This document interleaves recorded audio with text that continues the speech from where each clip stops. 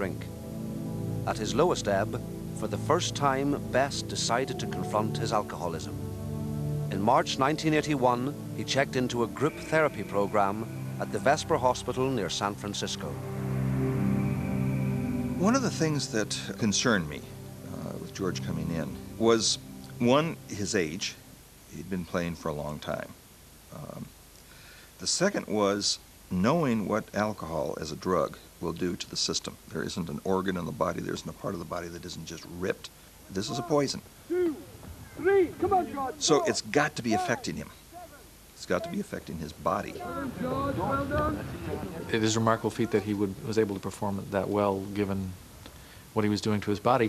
But it's certainly the case that he must have felt that he was pulling an anchor behind him for much of the time that he was playing.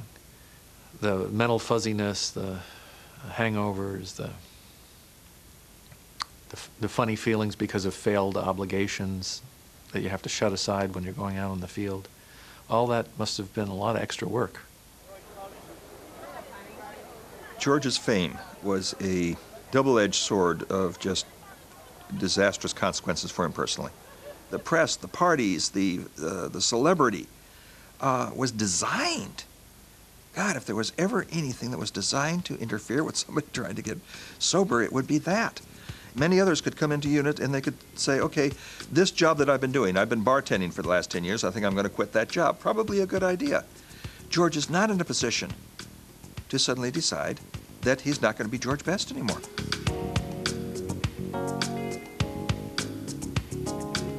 And being George Best was becoming a heavier burden.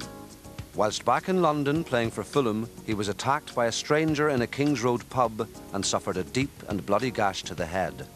This, bankruptcy and a drunken car crash in Knightsbridge made sure that Best was never far from the headlines.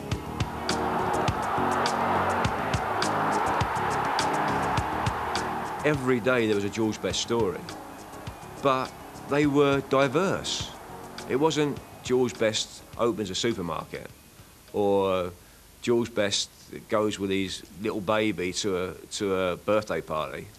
It was George Best smashes his Jaguar through the window of Harrods. I mean, that's the Best. Oh my goodness, he hit the post. But the biggest story came in 1984.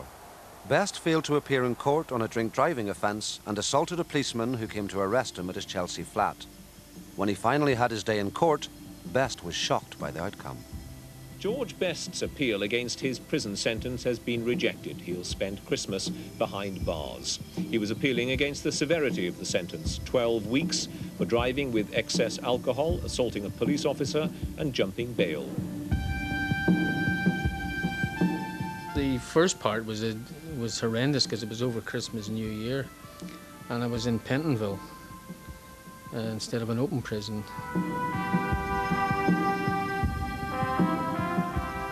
I had to pay for what I did, and I did it. I didn't moan, complain about it.